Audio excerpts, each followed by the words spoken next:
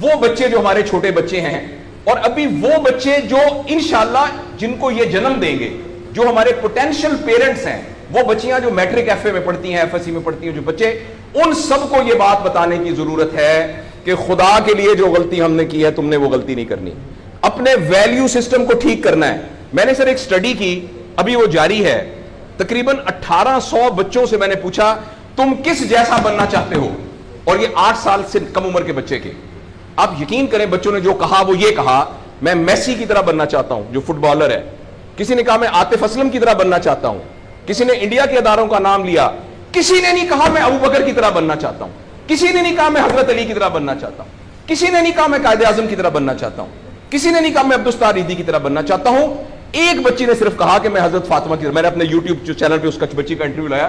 چھوٹی سی بچی نے کہا میں پارک میں پھر رہی تھی، میں نے کہا بیٹا تم کیا بننا چاہتی ہو؟ کہتی میں حضرت فاطمہ کی طرح بننا چاہتی ہوں. تو میرے دوستو، ہم نے اپنے بچوں کے رول ماڈل ہی غلط کر دیے ہیں.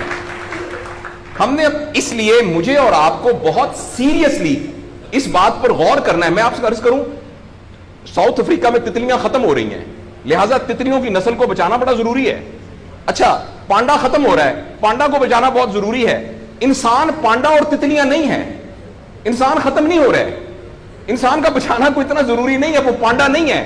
اس لیے اگر ہم اپنے بچوں کو یہ رول ماڈل نہیں دے سکتے تو مہربانی کر کے بچے نہ پیدا کریں.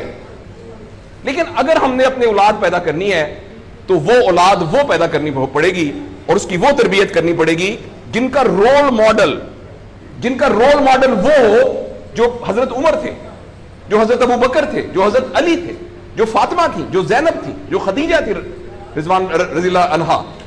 یہ ہمارے رول ماڈل ہمیں پیدا کرنے پڑیں گے، اور یہ تب ہوگا جب ہمارے اندر سے یہ دو چیزیں ختم ہوں گی.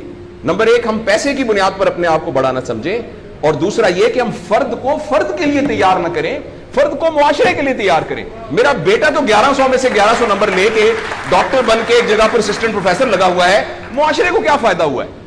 اور ہم میں سے آپ سوچیں کہ عموماً ہم سب لوگ جب اللہ کا شکر ادا کرتے ہیں کہ یا اللہ تیرا شکر ہے، 3 مرلے کے مکان میں رہتے تھے، اب ماشاءاللہ کوٹھی ہے 2 کنال کے اندر، اور سائیکل پہ ابا جی جاتے ہوتے تھے، لیکن الحمدللہ ہمارے پاس اب 2-3 گاڑیاں ہیں. اور چھٹیاں تو سوال ہی پوادے کر جاندے ہوتے سی، کدے کدے گوڑ کھاندے سی، کھراستے. اب ہم سارے بھوربن میں جاتے ہیں چھٹیاں گزارنے، کبھی کبھی انگلینڈ بھی جاتے ہیں.